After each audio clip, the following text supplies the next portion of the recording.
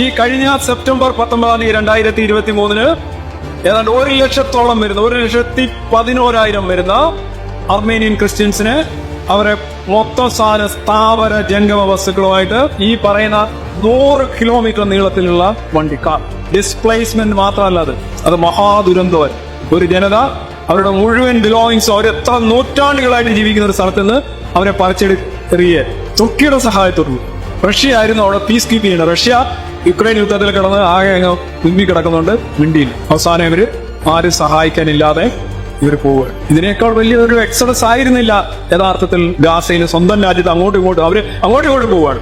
ദയനീയമാണ്, ഭീകരമാണ്, ശരിയാണ്. പക്ഷെ ഇത് ഇവരെ മൊത്തം വലിച്ചെറിയപ്പെടുകയാണ്, അപ്രൂട്ട് ചെയ്യപ്പെടുകയാണ്.